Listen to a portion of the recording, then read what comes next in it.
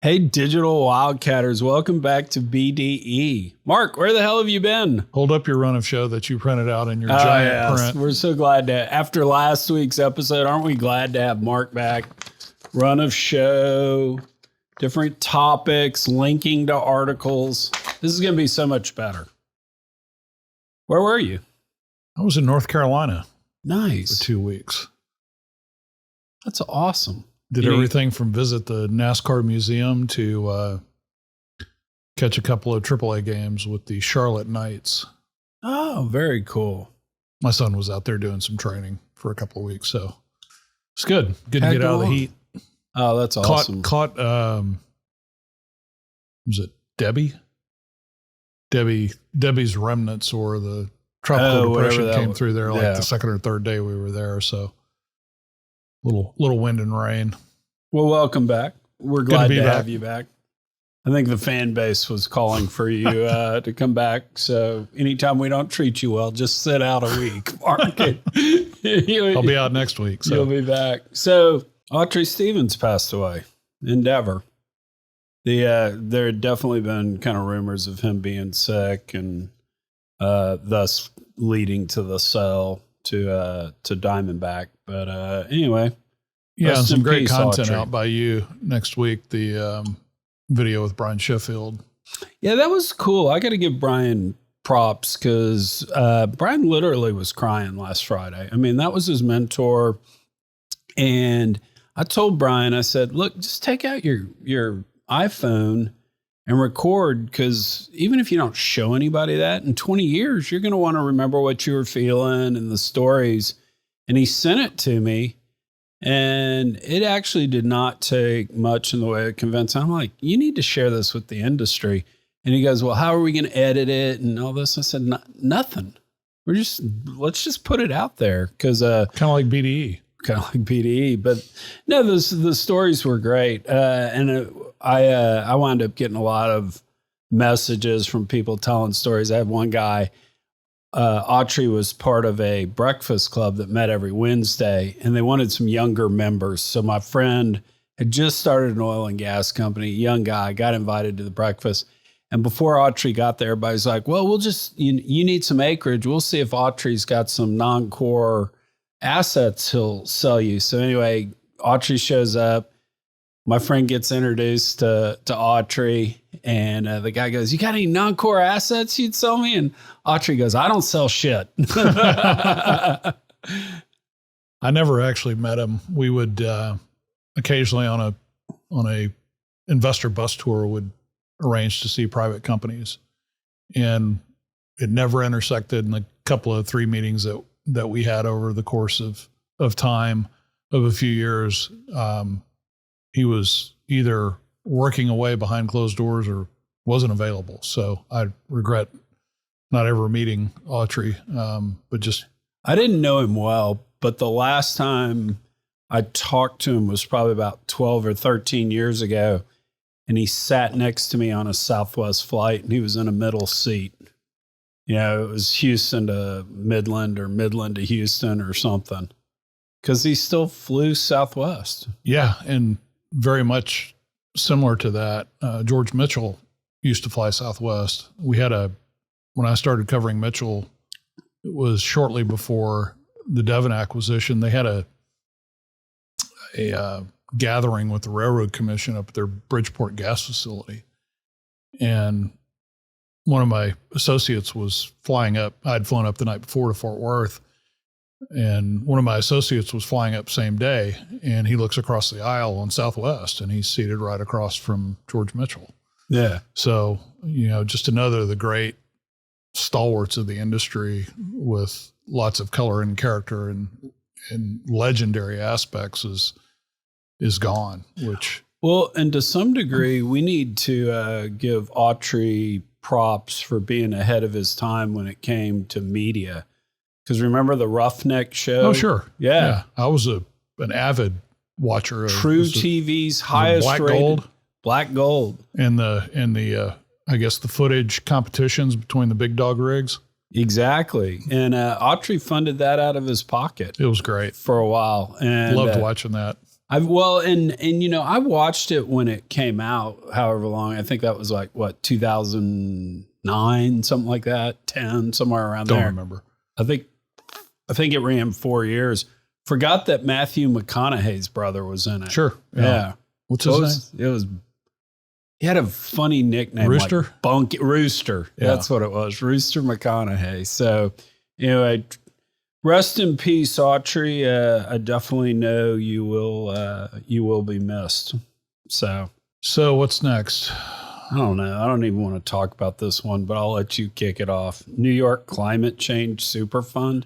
You gotta be fucking kidding me. Well, we've seen it in Vermont, which actually was passed into law or enacted on July 1st, and essentially a model of charging pro rata based on historical emissions, various oil and gas companies for funding reclamation or restoration of things supposedly damaged by climate change in the state. I'm not sure how you draw those borders and count the molecules in the state versus outside of the state. But New York, in a bill sponsored by assembly people from, not surprisingly, Manhattan and the Bronx have proposed the same thing for the state of New York, which is effectively expected to be funded or demanded to be funded over 25 years to the tune of $3 billion a year. Your obligation, whether you're Aramco or Exxon, will be based on their modeled or calculated emissions total. And so I think I read Aramco would be the biggest payer of that $3 billion a year at over $640 million. Good luck collecting. Pemex is also part of the offenders who would be obligated to pay in this fund. Pemex doesn't really have a lot of extra money to be putting into New York climate change super funds, but it covers the spectrum and is certainly, not surprisingly, focused on the oil and gas industry. And I just hate we're targeting the oil and gas companies, making them out to be the villains. How about Amazon? Their vans running everywhere. What about the New York taxi cab system? They were running off it. How about you that gets 2 or 3 deliveries a day when you could get 1? Yeah. No, exactly. It's the consumers of the product that technically polluted. And I'm not trying to say that to be a homer for the oil and gas business, but this whole notion of evil oil and gas does this, and consumers didn't vote with their wallets to do it. I mean, give me a break. the Federal Superfund Act and that whole model is based on, some of these just awfully contaminated sites that took place over decades. That violated existing laws at the time. Right. And these are, targeting the natural emissions off of legally consumable and sellable commodity products, namely oil and gas in these states. So it's a bit of an after the fact based upon and the Constitution purported says damage. I mean, you see everything in the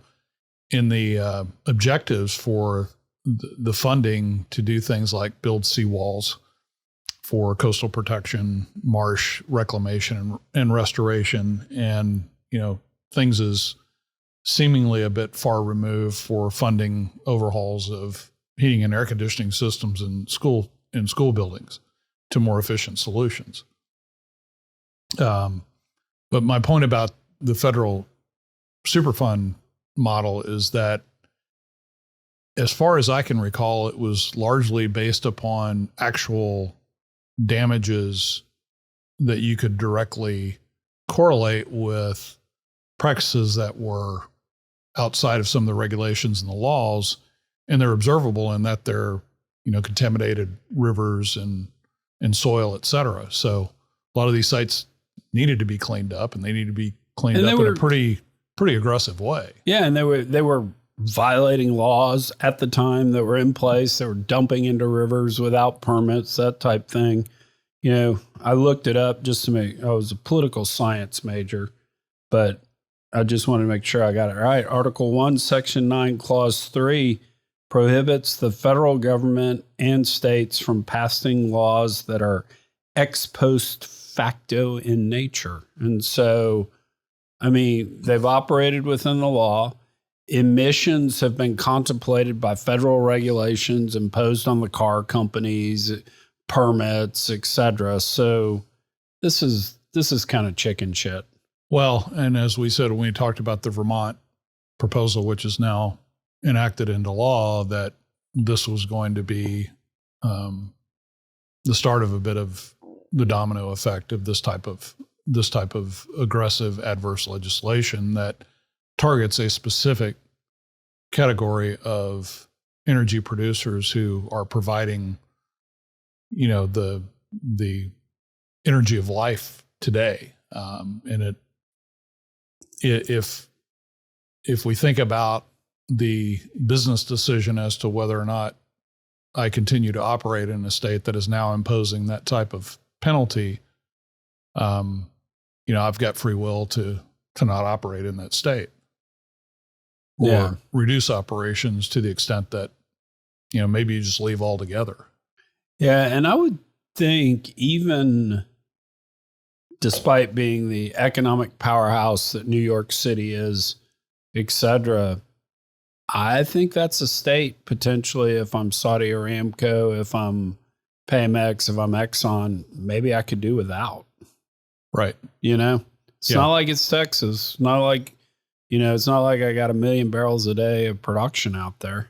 Well, this is consistent with what we've seen. We know Marcellus extends into New York State, but you can't fracture stimulate a well in New York State. So therefore, you're stopped at the border, so to speak, and New York State loses in the form of jobs and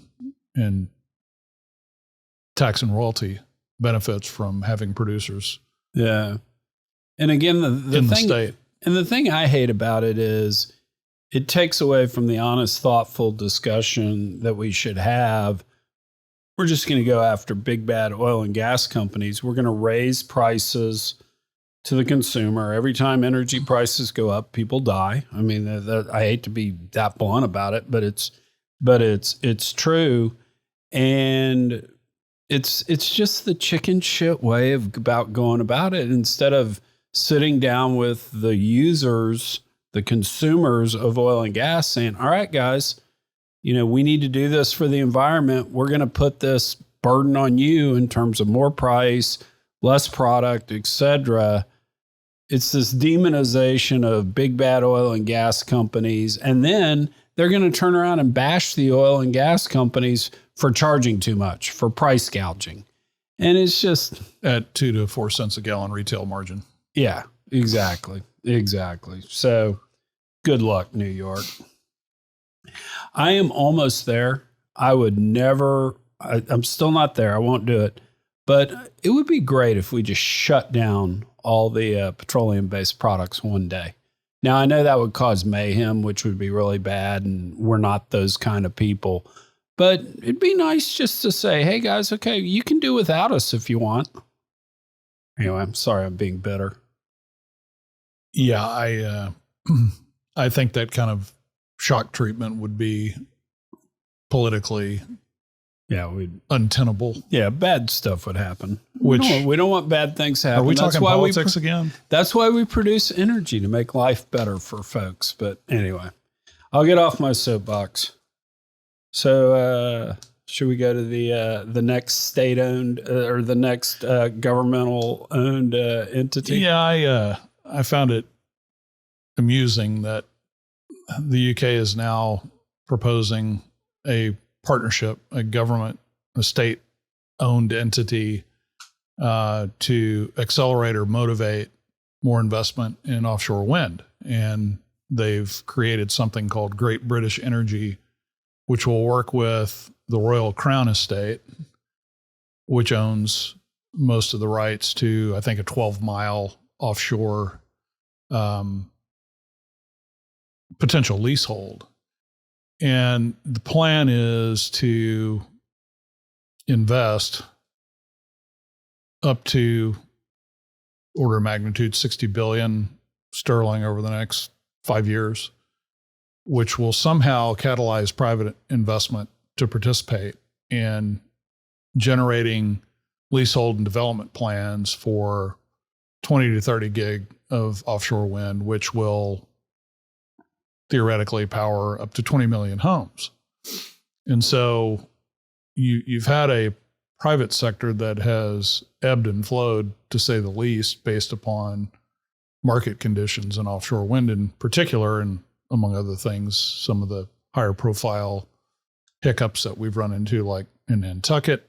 We've seen major offshore wind projects canceled here in the U.S., namely off the Northeast coast, because PUCs have gotten a little bit queasy about ultimately heaping those costs of what's been impacted by inflation and construction costs and delivering these projects and what it means for their ratepayers. They've kind of reached that point of tolerance, if you will, to go ahead with some of these offshore wind projects. And I just, I find it once again that the government is going to do these big capital projects with a lot of headwinds in the market, suggesting that that capital is not going to generate an appropriate risk adjusted return, that somehow, that I called it, I think in our text among us when I sent this around last week,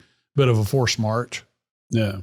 And so the burden's ultimately on the consumers and the taxpayers. And what kind of magically happens because the government is now involved to change the kind of economic framework of offshore wind.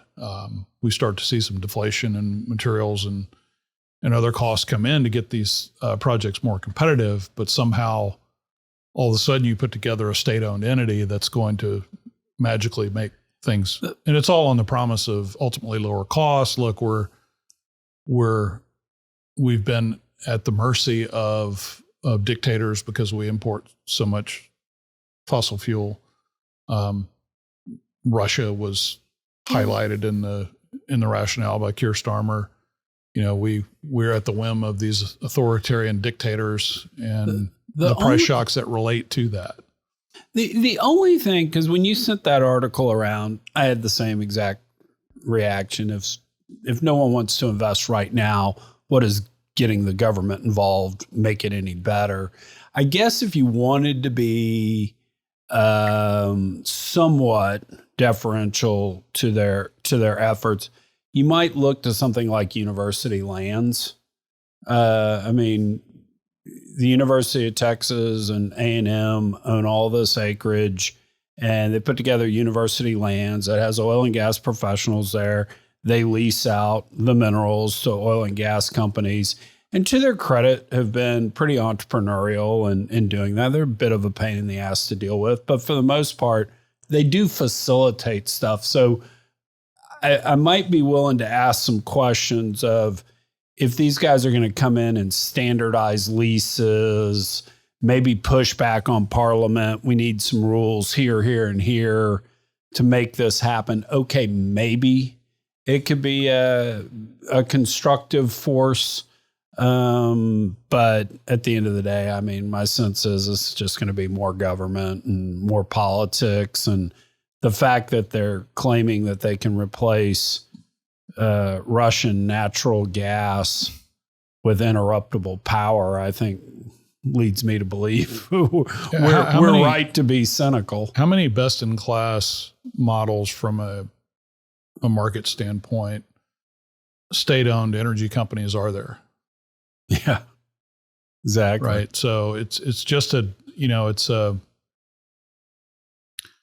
a bit of a forcing of an issue that is largely dictated by the market and what we've seen in other places as it relates to offshore wind. And, the public equities that are in this business have suffered.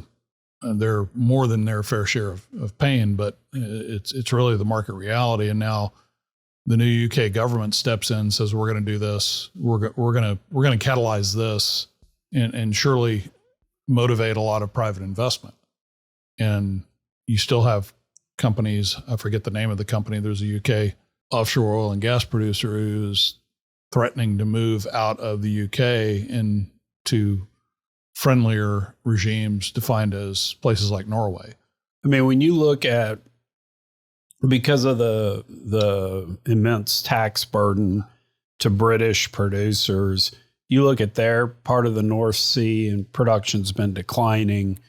You look at other folks, Norway, for instance, have actually seen growth in their production in the North Sea. I mean, didn't we talk about BP paying upwards of like 75% tax rate on their North Sea income a couple of years ago when we were doing BDE? I think that's right. It was something like that. Let's ask Collide.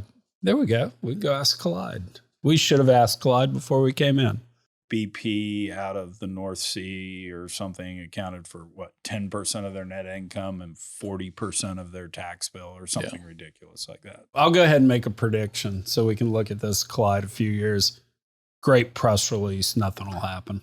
I think part of the motivation politically is there's been a lot of consternation in Europe and UK in particular that the U.S. administration moved very quickly on something called the Inflation Reduction Act, which is incentivizing renewables investments in a lot of ways as part of the package that's in the IRA that we've talked about. And what we're seeing is, and I think John Arnold, I didn't grab that tweet. John Arnold put a tweet out over the weekend. He was talking about 2 years into the IRA, or I guess almost 3 years in now, which subsectors of energy and renewable energy are materially outperforming as expected and materially underperforming. I thought that was an interesting breakout. And offshore wind was certainly in the lower category. Just based on the anecdotes that we've talked about, it's not surprising. I mean, it was a call on low interest rates to some degree. So anyway. Speaking of more politics, as we lead into another discussion about, there's some event going on in Chicago this week. Another John Arnold tweet was in relation to the Grain Belt Express transmission line, which is an 800-mile proposed transmission line. The project's sponsored by Invenergy out of Chicago. And the route is designed to run from Kansas through Missouri, across Illinois, and terminates at, I think, the Indiana border. And there's a lot of wind generation in Kansas. And so the delivery of renewable power across, I think there are 3 independent system operator territories, Southern Power Pool, Mid-Continent, and then I think the terminus is at the western border of PJM.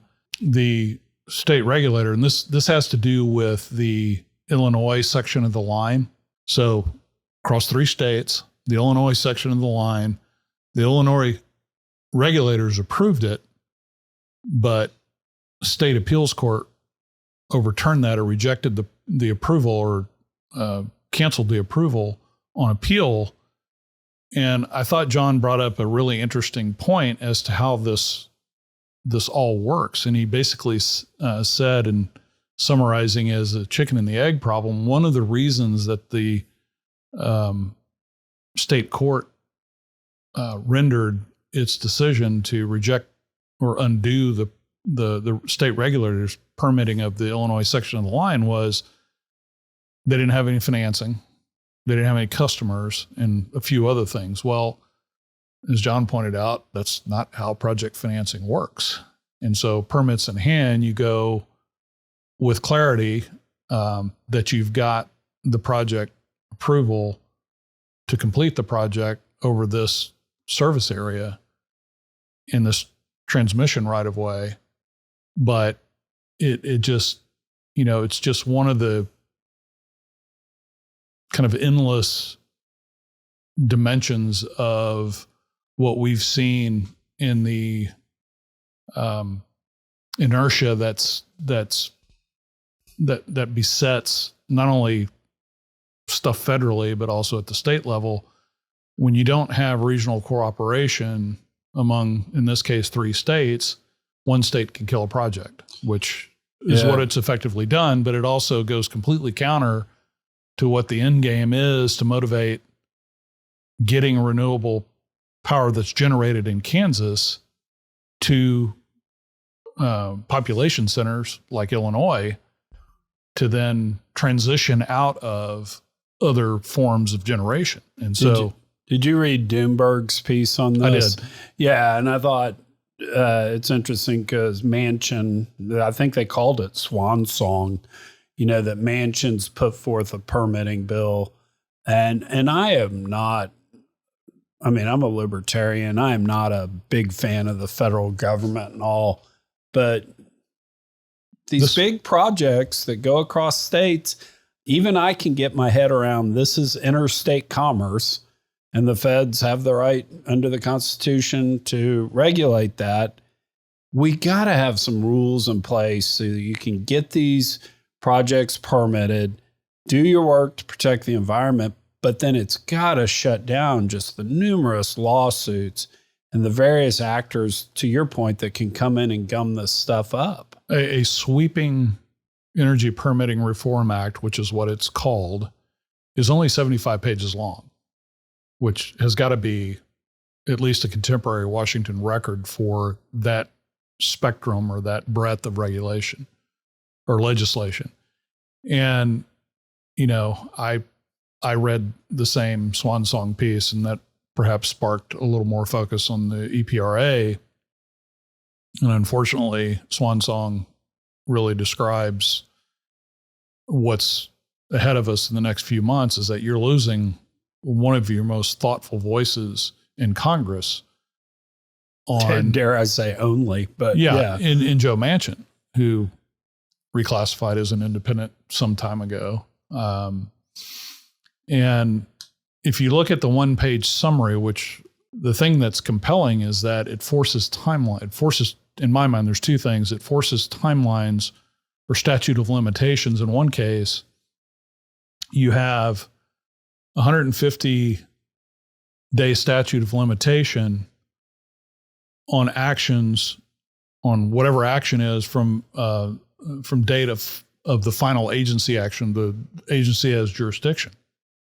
150 days is not a lot of time as we think about, post-environmental studies. 150 days is a pretty short period of time. And it works across the board for all energy projects, not just renewables, not just oil and gas.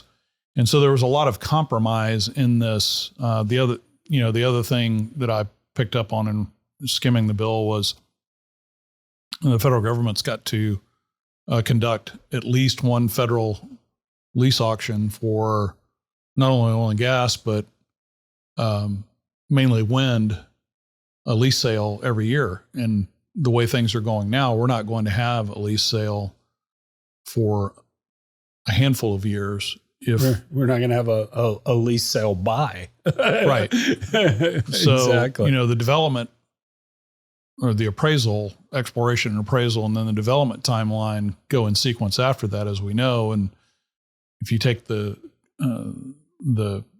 area of offshore development, particularly deep water, those are 10, 15-year projects. And I was looking at, Casquito, which is BP's high pressure, high temperature project. Casquito was discovered in 2003, and I think it's online, or maybe 2006. I think first oil is probably 2029. So there's 23 years between discovery and commissioning. And we have just got to get that, we've got to get that way compressed. And I still don't see how in today's age of technology, you can't, in effect, have a current dynamic environmental assessment done for the entire United States. where, okay, we're going to put a line through here. You're going to hit these 3 things. You can't do it. It seems to me that we should not be starting from scratch. And I've never done a big environmental study for a government entity, so I don't know. But it just seems like that ought to happen. Yeah, it shouldn't take as long as... You're not, as I understand the bill, you're not taking away the rights of judicial redress, so to speak. But you are, this is, in my mind, it's mainly between the regulatory agencies and the project sponsors.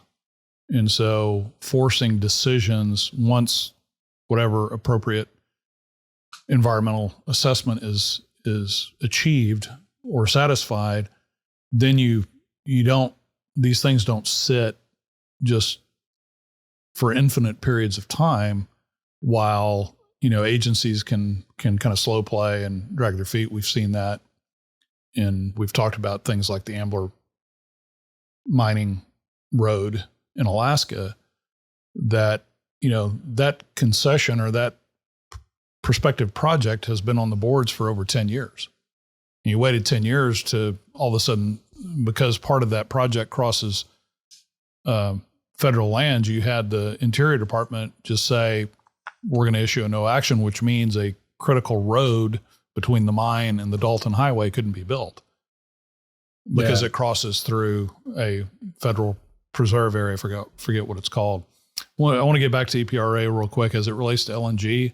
I think one of the most important things is that it requires LNG export petitioners. It requires those projects to be, those permits to be approved or denied by the agency, mainly the Department of Energy, within 90 days.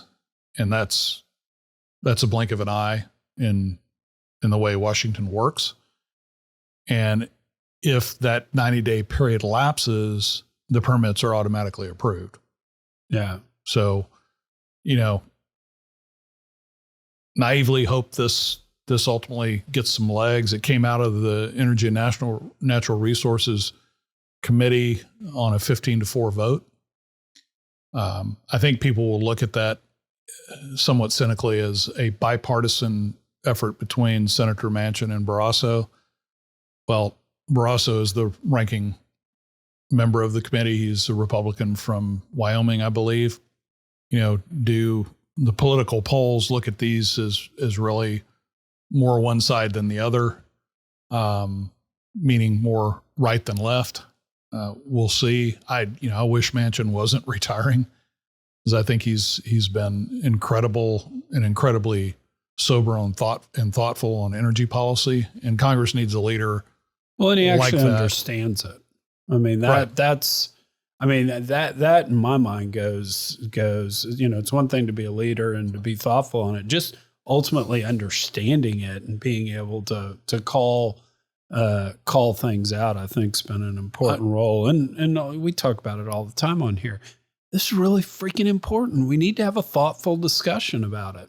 Yeah. And cynically, I think we're going the other way, because as we've talked about, this campaign has devolved into, I know you are, but what am I? Yeah. And is focusing on things that are not policy related, although we're now starting to get a little bit of, I don't know if it's clarity, but rhetoric about what we're going to hear over the next 4 nights at the DNC in Chicago. Yeah, because we'll roll into DNC. I looked back at all the national elections. I think maybe we've touched on England, but didn't really talk about it. So at some point, we probably need to do a debrief on the Great Britain elections. But you getting pressure at home for that, or is that? No, I don't want to touch it. I don't want to go anywhere near it. Maybe she can come in and do it. She can. You and Laura can come in and talk about the. I'll wear my Clemson shirt. There you go. Perfect. But no, this is interesting though. So we've all seen the video of Kamala Harris 2019, I'm against fracking. We're going to ban offshore drilling, right? Laying it out. Her campaign has come out and said, no, she will not seek a ban on fracking. She is not set with an interview. You're more than welcome to come on Chuck Yates Needs a Job or BDE. We'd love to talk energy policy with you. Our first question will be, what is fracking, by the way? Can you explain that to us? But so her campaign has come out and said it, but we literally have no context of what caused her to change her mind 180 degrees. Is it, I've seen the economic benefit of lower natural gas. Now that I've been in a national position, I understand cheap energy is key to bringing manufacturing back. We've got nothing because she refuses to sit and chat with anyone. And I need to hear that. Well, I mean, I don't know that I'm going to believe that until I hear why the transformation happened. She's likely not going to win Texas, so it doesn't really matter there. But if you think about Pennsylvania, it's probably whoever wins Pennsylvania wins the presidency. So yeah. So which way would that state, I guess, outside of Philadelphia lean? You would think they'd be pro fracking. Yeah, I would think so. So political expediency has a way of, and people can learn and change their positions for very, very justifiable reasons. I tend to think, just given the whole tenor and dynamic of this election campaign and the rhetoric that's flying back and forth and the focus on things that, are just completely tangentially absurd. When we have tremendously challenging policy issues in front of us is pretty important. And, hopefully it'll motivate some deeper discussion in the debates about the more substantive aspects of things like energy policy. I don't know.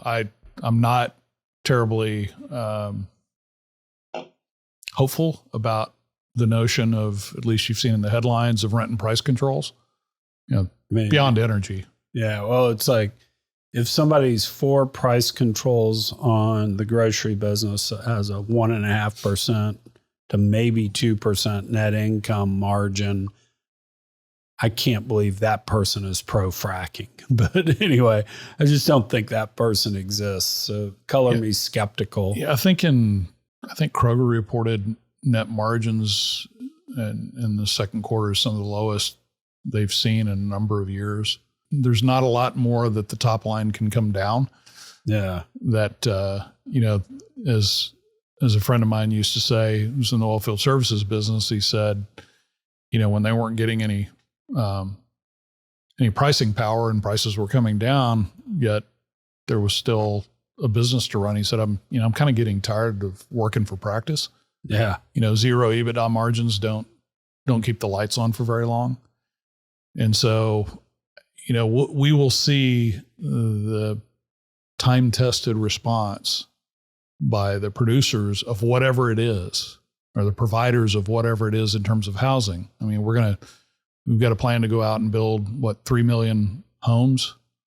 Well, if they're going to be price controlled and the economic model doesn't support an acceptable rate of return, how do those things get built other than with higher taxation and no return on that investment? I mean, when you look at the chart of what has increased in cost over the last 25 or 30 years, and it's things like education, healthcare, et cetera, versus things that have decreased in cost over the last 20, television, cars, et cetera. Name what the government subsidizes and name what the government doesn't subsidize. Well, back to my point, I guess you look at Great British Energy's concept as being a subsidy. Yeah. Which is what it's going to be. And where in history have we seen costs go down once that model or that theory has been implemented in practice? It's almost never. Yeah. It just creates rationing and higher prices per unit. So we'll see. What are your predictions coming out of the convention? So I think it's going to be just an absolute love fest.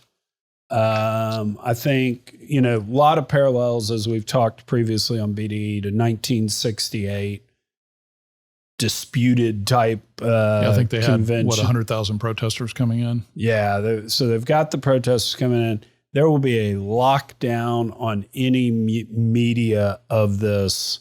You will not see it except on Fox News, I think, where you'll see the rioting and the fires on the outside. Other than that, it's going to be sunshine and roses. And I mean, unless Donald Trump can score a hit at the debates, she's not going to answer a question. I mean, she's just not. I mean, it's been almost a month now where she hasn't sat for an interview. I think she's taken a question or two outside on the tarmac. Haven't seen any press conferences. So, and that's the one thing you can say about, man, nobody rallies the troops like the Democrats. I mean, no one said a word about Joe Biden's mental failings, Nobody on the Democrat side said that. This is crazy. They had a Democratic primary. They rigged it so RFK Jr. couldn't be in it. 14 million votes to Biden, and whoop, just sweep that under the rug, and they give it to Harris. So, I mean, you're not going to hear a dissenting word in any of this. It's going to be all sunshine and stuff. So we were talking about it before we started, kind of what's going on. I think a large number or proportion of the protests are going to be anti-Israel protesters. I just saw a tweet. Secretary Blinken had just come out of, I think it was a 3-hour meeting with Netanyahu, and there's some agreement or approval of a bridge plan to ceasefire that is now, the ball's now in Hamas's court to agree to that. And of course, crude immediately fell out of bed. It was slightly up this morning, and it's now down over $2 to just under 74.50. So whether that is part of the conversation this week, and is there, some political advantage to progress on this issue that accrues or allows, I think, this particular wing of the Democratic Party to deflect some of the criticism of being anti-Israel. I saw some commentary and rebuttal that a big part of the reason that Harris didn't choose Pennsylvania's Governor Shapiro was because he is Jewish, and he refuted that pretty vehemently this morning in a piece that I saw. So the Middle East politics are going to be, Israeli-Palestinian politics are going to be front and center as this thing, if it does get pushed and get some momentum, I think are going to be an important part of the backstory of this convention. Well, and I hope they're who's going to take credit for it if there is progress. Yeah. And I hope it's discussed as opposed to swept under the rug. One last thing I'd want to say, we talked about the parallels to the 1968 Democratic Convention held in Chicago as well, all the rioting that happened there, paving the way for Richard Nixon. What came out of it was the McGovern-Fraser Commission. And basically what that did is it put a bunch of rules in place that in effect said we, the Democratic Party, when nominating the president, are going to rely more on the voters than party insiders. I mean, they still had delegates that were appointed by the party, et cetera, but it put definite favoritism towards the primaries. And go back and read what all of the folks surrounding that convention were saying about democracy, all of the leaders at the time, and compare it with today, where Harris hasn't received a single vote for president in her life. Right. And she dropped out pretty early before Iowa. The 2020. Yeah. So, and timing is not a mere coincidence here. The House came out with forget which committee, of, concluding the investigation into the Biden family and all the scandals around that related to China and Ukraine, et cetera, and the quote unquote influence peddling. Basically conclusions that there are a number of impeachable offenses that have a trove of evidence that was generated during the investigation of that meeting the standard of high crimes and misdemeanors. I just think, the diversion on the Republican side, it's not going to rise to, I don't think, articles of impeachment at this late stage. The diversion of kind of looking back now, what you would hope is that this turns and looks really at the current policy debate that we should be having. I don't think it will. I just think, I think that tactic personally think it's ill-advised at this stage. They coincidentally released it on the first day of the DNC. Yeah. And it's just more of the same. Gotcha. I think both sides are guilty of it. I just think given what has happened in the recent weeks relative to, I don't know which polls you believe, to a bit of a surge with her candidacy, it just, it's just not a tactic that I think has proven to be all that successful. I saw or advisable. Saw two great tweets. One having to do with energy policy. Given that Harris didn't have to go campaign in Iowa for the caucuses there, maybe we can finally get rid of the ethanol subsidies. That's great. And then number two, to win the presidency, Trump has to shut up. To lose the presidency, Harris just has to open her mouth. So, all righty. Well, I'm glad you were back. We're going to miss you next Monday, but then I'll be on the road again. We'll post Labor Day, we'll get back. We'll get the band all back together. So yeah, I look forward to kind of the worst Kirk game or worst Kirk Ben game. Oh yeah, he's been quite the mystery. So hopefully he has some good stories to tell. That he has. Everybody, appreciate you tuning in. If you liked it, please subscribe, share it with a friend, leave comments. We try to answer them, and peace out.